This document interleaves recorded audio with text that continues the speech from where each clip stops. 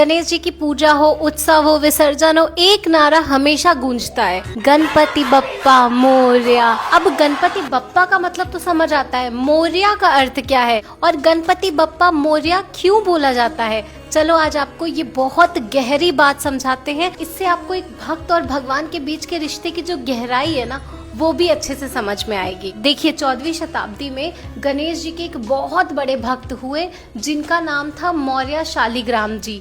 वो पुणे के चिंचवड़ में रहते थे और उन्होंने अष्टविनायक यात्रा भी करी और इसी यात्रा के दौरान उन्होंने गोसावी संप्रदाय से दीक्षा ली, जिसके बाद उनका नाम मौर्य गोसावी पड़ गया। और इसी के साथ साथ उन्होंने एक नियम भी लिया कि वो हर चतुर्थी को अपने गांव चिंचवड़ से मोरगांव मयूरेश्वर भगवान के दर्शन करने जाया करेंगे और ये नियम उनका काफी लंबे समय तक चलता रहा।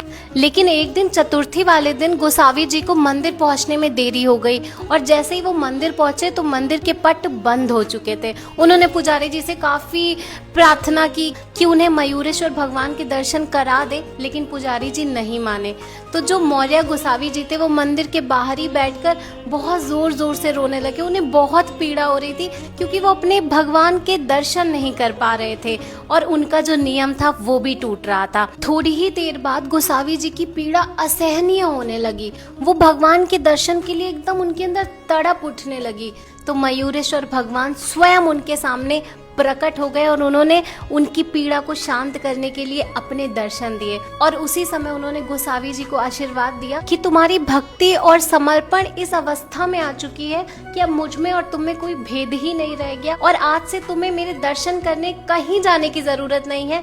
मैं हमेशा तुम्हारे साथ ही रहूंगा, तुम्हारे पास ही रहूंगा। और उसके बाद कहते हैं कि निरंतर जो गणेश जी हैं वो गोसावी जी के साथ ही रहने लगे और उसके बाद से ही जो भक्तजन है वो गणपति बप्पा मोरया बुलाने लगे, क्योंकि भक्त और भगवान का भेद खत्म हो चुका था। और इसके पीछे भक्तों का भाव ये भी था कि मौर्य जी जैसी भक्ति मुझे भी दे और आप मेरे साथ भी निरंतर रहें और अपनी कृपा हम पर हमेशा बनाए रखें। और तब से लेकर आज तक गणपति बप्पा मोरया चलता आ रहा है, जो कि एक भक्त और भगवान के बीच का जो गहरा रिश्ता है उसे भी प्रदर्शित करता है।